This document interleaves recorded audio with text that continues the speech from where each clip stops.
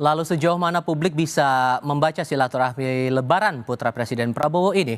Kami akan bahas bersama dengan para narasumber. Bergabung saat ini anggota Dewan Pembina Partai Gerindra Dhanil Anzar Simanjuntak. Juga bergabung bersama kami juru bicara PDI Perjuangan Guntur Romli dan Direktur Eksekutif Indikator Politik Indonesia Burhanuddin Muhtadi. Assalamualaikum semuanya, selamat malam. Waalaikumsalam. Waalaikumsalam. Terima kasih sudah bergabung di momen libur Lebaran kali ini. Selamat Lebaran semuanya. Semoga libur Lebarannya menyenangkan. Terima kasih sudah mau meluangkan waktu berbicara bersama kami. Mas Burhan begini, terlepas bahwa semua orang ya bisa saja berkunjung dengan siapa saja begitu. Tapi membaca sosok putra Presiden Prabowo ini bertemu dengan 3 mantan presiden terdahulu, apakah wajar kalau publik menangkap ada hal yang spesial di sini? Pertama begini ya, Mas Didit ini putra presiden, center of attraction dalam konteks political power adalah presiden dan beliau putra satu-satunya. Yang kedua, Mas Didit di antara putra atau putri presiden yang ada di Indonesia itu relatif paling sedikit mengirim ancaman karena beliau bukan berkarir di politik. Dan ini agak berbeda dengan banyak keluarga besar presiden pada umumnya, di mana presiden-presiden kita pada umumnya membangun semacam dinasti politik. Yeah. Nah, Mas Didit tidak bagian dari situ. Jadi agak berbeda misalnya dengan keluarga Ibu Mega, di mana putra-putrinya politisi, keluarga Pak SBY, apalagi keluarga Pak Jokowi, termasuk juga keluarga presiden sebelumnya. Nah, untuk Mas Didit, beliau tidak berkarir sebagai politisi, tetapi sebagai desainer. Jadi dari sisi politik mungkin sedikit mengirim ancaman. Dan ketika Mas Didit aktif mendatangi para presiden dan keluarganya, tentu disambut terbuka, apalagi beliau menjadi putra dari presiden yang sedang berkuasa, yang umumnya punya semacam presidential power yang luar biasa besar. Jadi pada titik itu saya kira apa yang dilakukan oleh Mas Didit itu satu langgam ya, satu tarikan nafas dengan bapaknya. Bapaknya itu kan Pak Prabowo itu kan bukan terlalu ya, sangat menganggap penting arti sebuah persatuan elit, Yeah. rekonsiliasi elit. Meskipun tentu saya punya kritik karena ini juga bisa menutup pintu checks and balance ya. Tapi di sisi lain lepas dari soal kritik terhadap minimnya oposisi karena kuatnya ambisi untuk mempersatukan elit, tetapi karakter ini satu tarikan nafas dengan Pak Prabowo yang tadi cenderung pengen merangkul semua lawan politik. Oke. Nah, ini yang saya lihat ya dari roadshow atau safari politik Mas Didit ke banyak tokoh-tokoh politik kita sekarang. Oke, itu satu pandangan. Tapi di sisi lain juga Bang Daniel, yang ditangkap bahwa dalam berbagai kesempatan kan Pak Prabowo bilang bahwa semua mantan presiden ini perannya sangat penting, sehingga ada yang menangkap bahwa seharusnya kan Pak Presiden langsung yang bertemu dengan para mantan presiden ini. Kenapa pada akhirnya Mas Didit yang seperti menjadi penengah pertemuan antara Pak Prabowo dengan Bu Mega, kemudian sebelumnya sempat ada pertemuan juga dengan Pak SBY saat open house, terus berlanjut lagi dengan pertemuan dengan Pak Jokowi ke Solo, Jawa Tengah. Kenapa nggak Presiden langsung saja yang bertemu? Tapi jawabnya nanti. Masih melanjutkan diskusi bersama anggota Dewan Pembina Partai Gerindra Dhanil Anzar Simanjuntak, lalu ada juru bicara PDI Perjuangan Guntur Romli dan Direktur Eksekutif Indikator Politik Indonesia Burhanuddin Muhtadi. Bang Daniel, tergantung pertanyaan saya di bagian sebelumnya. Kalaupun kemudian ada semangat dari Pak Prabowo bahwa seluruh mantan presiden punya peran masing-masing, sehingga dalam konteks di publik mungkin menangkapnya harusnya Pak Prabowo langsung bertemu dengan mereka. Tapi kenapa kok sampai seorang anak presiden yang justru turun tangan untuk pertemuan itu? Kenapa tuh Bang? Mas, silaturahim Pak Prabowo dengan mantan-mantan presiden itu adalah satu hal, dan silaturahim Mas Didit dengan para mantan-mantan presiden itu hal lain. Mengapa begitu? Kita misalnya di Indonesia seringkali mendengarkan ungkapan orang tua dulu itu mengatakan tahu adat gitu, atau tahu adab gitu. Nah, yang sedang dilakukan oleh Mas Didit itu adalah yang tadi saya sebut tahu adat, paham adat gitu. Jadi ini etika, atau kalau bahasa sekarang ini adalah etika. Toh memang kan Mbak Puan misalnya kan bersilaturahim ke Pak Prabowo, kemudian Mas AHY itu silaturahim, dan saudara-saudara beliau seluruh putra-putri Pak SBY itu bersilaturahim ke Pak Prabowo pun demikian dengan putra-putri presiden lainnya bersilaturahim dengan Pak Prabowo. Jadi ya demikian pun dengan Mas Didit. Mas Didit sebagai putra presiden, beliau memberikan penghormatan yang tadi saya sebut istilah tahu adat, itu kemudian bersilaturahim ke Ibu Megawati, kemudian ke Pak SBY, pun demikian ke Pak Jokowi. Jadi dari hal apa namanya yang tadi ditanyakan, ini dua hal yang berbeda, silaturahim Pak Prabowo, kemudian di sisi lain adalah silaturahim Mas Didit ke mantan-mantan presiden, karena anak-anak presiden yang lain juga datang ke Pak Prabowo, dan itu yang diungkapkan Pak Prabowo, semua anak-anak mantan presiden datang ke beliau silaturahim, jadi baiknya juga Mas Didit bersilaturahim dengan mantan-mantan presiden lainnya. Itu pertama. Kemudian kedua, Mas Didit tentu sedang memberikan apa teladan, contoh sebagai tadi yang disebut Prof Burhan, central of attention kan bagi publik, bahwasannya beliau ingin menghidupkan tradisi silaturahim yang selama ini memang kita jaga. Ya. Selain memang membawa visi besar Pak Prabowo terkait dengan persatuan, dan itu agaknya penting terus disampaikan oleh Pak Prabowo dan juga Mas Didit dalam hal ini. Kalau kemudian tidak ada pembahasan politik, Mas Guntur, masa iya dengan kelas atribusi dari seorang anak presiden bertemu dengan mantan presiden, apakah betul tidak ada pembahasan politik? Kalaupun tidak ada, sebetulnya Mas Didit ini kalau saat ketemu dengan Bu Mega waktu itu di kediaman waktu itu bahas soal apa? Adakah titipan pesan dari Pak Prabowo kepada Mas Didit yang disampaikan langsung ke Bu Mega? Ya, terima kasih. Selamat Idul Fitri dulu untuk semua. Terima kasih. Mohon maaf, lahir dan batin. Jadi memang tidak semuanya harus dibaca dari sisi politik, Mas. Meskipun saya juga orang politik, orang partai politik, tapi tidak semua momen itu harus dibaca dari sisi politis dan partai politik. Nah, terkait kunjungan Mas Didit juga, kebetulan saya juga bertemu ketika juga mengunjungi Ibu Mega kemarin. Menurut saya itu kan juga jauh dari persoalan-persoalan politik ya. Karena kan hubungan antara Mas Didit dengan keluarganya Ibu Mega itu kan sudah baik jauh sebelum Pak Prabowo menjadi presiden. Dan itu harus kita baca ini sebagai silaturahim personal ya, silaturahim lebaran yang jauh dari hiruk-pikuk politik. Karena apapun perbedaan politik ya di antara kita, secara personal kan tetap baik-baik saja. Misalnya contoh orang menganggap bahwa secara politik Ibu Megawati dengan Pak SBY itu kan berbeda. Tapi kalau kita melihat keluarganya Pak SBY, Mas AHY, Mas Ibas, itu kan juga biasa berkunjung ke kediamannya Ibu Megawati. Nah, apalagi juga Mas Didit yang secara personal, secara politik antara Ibu Megawati dengan Pak Prabowo kan tidak pernah ada persoalan. Jadi kita membaca semua ini dari silaturahim lebaran, silaturahim personal, dan jangan terlalu ditarik-tarik kepada politik. Nah, kalau ditarik ke politik kan tadi yang disampaikan juga oleh Mas Burhan, persoalan misalnya nanti ke soal check and balances. Jadi kami ingin tetapkan bahwa segala hal yang baik, hubungan personal antara Pak Prabowo dengan Ibu Megawati, sampai saat ini PDI Perjuangan tetap berada di luar pemerintahan. Dan itu tidak menjadi penghalang untuk membangun silaturahim lebaran, silaturahim personal antara tokoh-tokoh tersebut. Begitu. Dengan bertemu dengan 3 mantan presiden, terus sebelumnya sudah mengumpulkan anak-anak presiden dalam satu forum, Mas Burhan, ada yang mengait-ngaitkan ini masalah menjaga relasi antara Presiden Prabowo dengan Pak Jokowi dengan Bu Mega. Apakah kemungkinannya akan lebih luas lagi posisi Didit ini untuk dalam skala besar di ranah politik ataupun juga membangun relasi dengan tokoh-tokoh politik terutama mantan presiden ke depannya?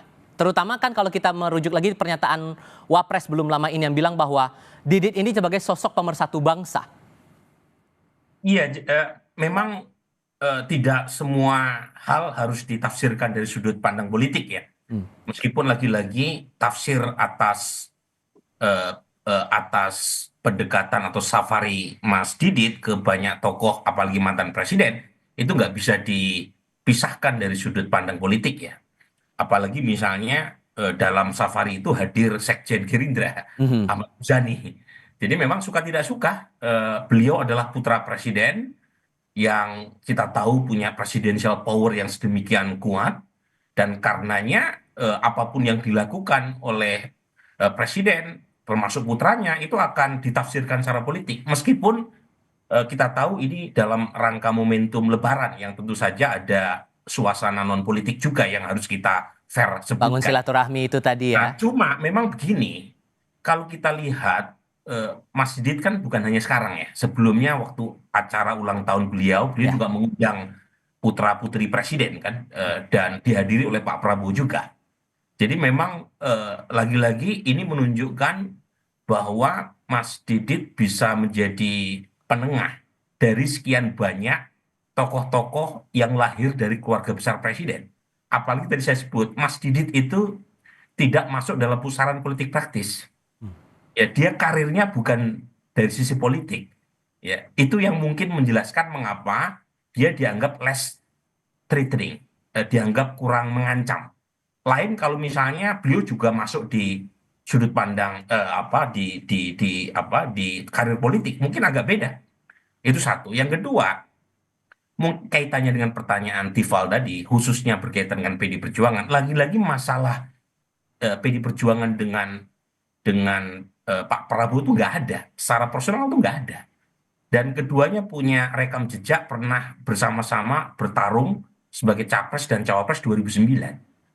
Nah, masalah yang tersisa itu antara Pak Jokowi dengan PD Perjuangan. Hmm. Nah, yang kebetulan Pak Jokowi itu menjadi pendukung utama Pak Prabowo. Ya. Jadi memang dari sudut pandang itu Pak Prabowo dengan Mas Didit itu bisa menjadi semacam balancing of power. Karena tidak ada satupun pihak di antara tokoh-tokoh tadi yang punya masalah dengan Pak Prabowo. Nah, ini yang menurut saya menarik karena terjadi semacam segitiga permainan kan. Eh, Pak Prabowo tidak ada masalah dengan Pak SBY, dengan Pak Jokowi juga tidak ada masalah dengan Ibu Mega. Tetapi Ibu Mega ada persoalan yang belum tuntas dengan orang-orang di belakang Pak Prabowo gitu. Hmm. Sementara Pak Prabowo tentu masih memerlukan posisi Ibu Mega kalau misalnya hubungan dengan Pak Jokowi memanas. Nah, ini yang menurut saya sedang dijaga oleh Pak Prabowo lagi-lagi. Ini persoalan dari sudut pandang elit di Ah. Sementara persoalan politik praktis, persoalan teknokratik, itu serukun apapun elit, kalau masalah ekonomi tidak dibereskan, Mhm. masalah kinerja politik atau performance dianggap memburuk, tetap tidak akan banyak membantu. Hmm. Nah, ini tantangan yang menurut saya perlu diselesaikan, dan mungkin Pak Prabowo melihatnya di tengah tantangan semacam ini perlu persatuan elit. Oke. Mungkin ya sudut pandang Pak Prabowo dari atas gitu. Mhm. Tetapi lagi-lagi ini bukan mana yang diprioritaskan, tetapi mana yang harus dituntaskan secara Nah. paralel. Mhm. Karena bisa saja persoalan-persoalan yang sekarang dihadapi itu bisa membuat semacam apa namanya elit disorder, Hmm. dan itu akan merusak apa yang sudah coba dilakukan oleh Pak Prabowo untuk merangkul kalangan elit. Kalau Ah. misalnya terjadi elit disorder, Eh, bukan elit settlement. Oke, sampai dibilang Mas Gibran, sosok Mas Didit ini Bang Daniel sebagai sosok pemersatu bangsa. Apakah Ya. sesungguhnya Pak Prabowo memberikan mandataris tugas ke Mas Didit untuk menjalin relasi lebih kuat, lebih erat lagi dengan tokoh-tokoh politik tertentu?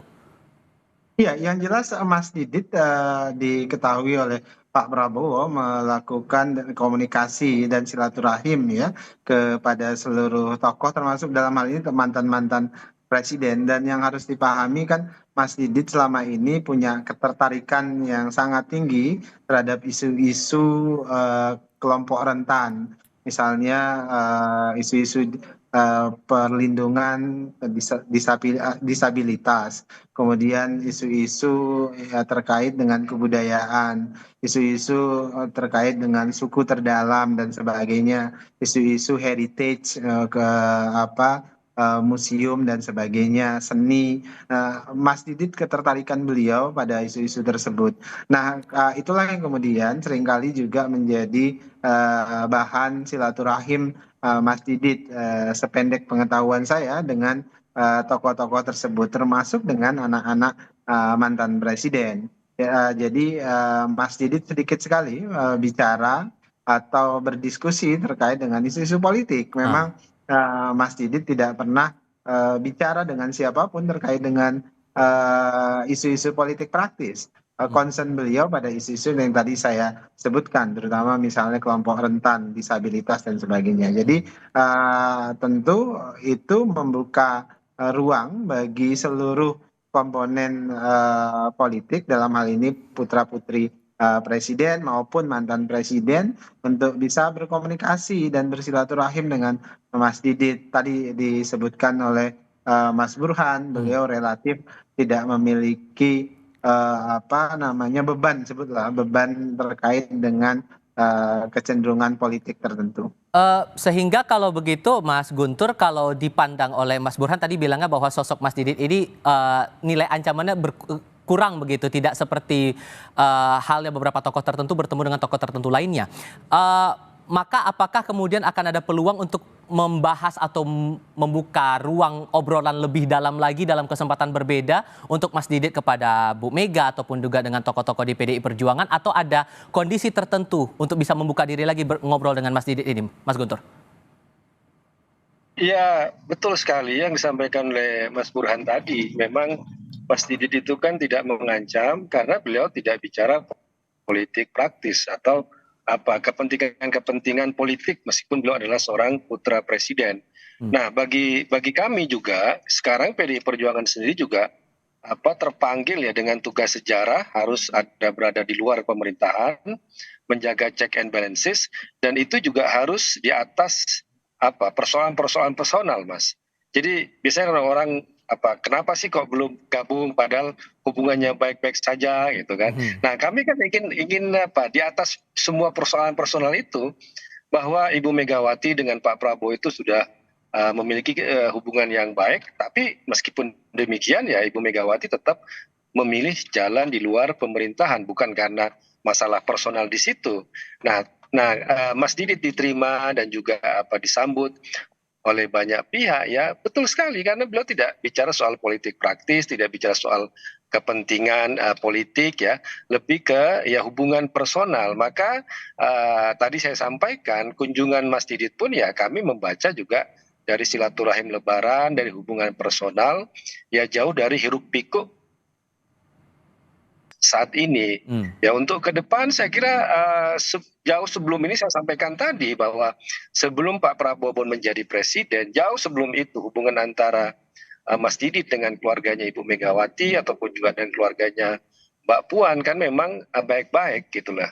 Jadi ini hanya melanjutkan tradisi-tradisi sebelumnya. Cuma karena beliau sekarang jadi putra presiden, maka ya selalu dibaca dari sisi politik. Padahal kami melihatnya tidak seperti itu. Gitu, Mas. Terakhir Mas Burhan, singkat saja, kalau Anda menangkapnya ini bakal selanggeng apa hubungan atau komunikasi yang berjalan antara Mas Didit dengan tokoh-tokoh politik yang berjalan dalam beberapa waktu belakang ini?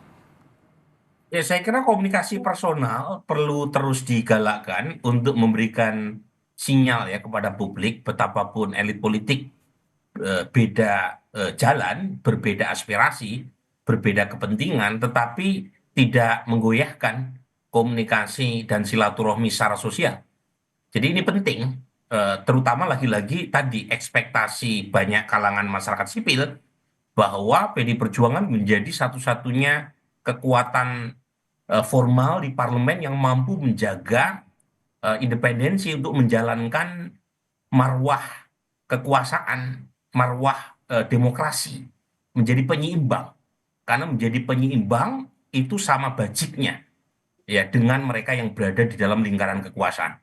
Dan pada titik ini perlu seseorang yang bisa mencairkan suasana. Betapapun berbeda aspirasi, berbeda kepentingan, tetapi masih bisa bertemu, ya, masih bisa bersilaturahmi, dan momentumnya tepat ya di saat Idul Fitri. Jadi saya kira ini sesuatu hal yang bagus ditunjukkan oleh Mas Didit yang notabene putra presiden, jadi tidak bisa dilepaskan dari representasi presiden dan bertemu dengan presiden-presiden sebelumnya. Jadi perlu terus-menerus digalakkan supaya silaturahmi ini bisa merembes ke bawah. Jadi masyarakat di bawah, Tifal, itu tidak takut ya atas perbedaan politik di kalangan elit, tapi melihatnya sebagai suatu hal yang biasa dalam iklim demokrasi. Oke, Bang Daniel Ansar Simanjuntak, Mas Guntur Romli, Mas Burhanuddin Muhtadi, terima kasih banyak sudah berbagi pandangan bersama kami di hari kedua Lebaran ini. Saya selalu semuanya. Assalamualaikum, selamat malam. Waalaikumsalam. Terima kasih Terima kasih. Mas Burhan, Terima kasih, Mas Mas Gun. Terima kasih Mas Guntur, Mas Daniel.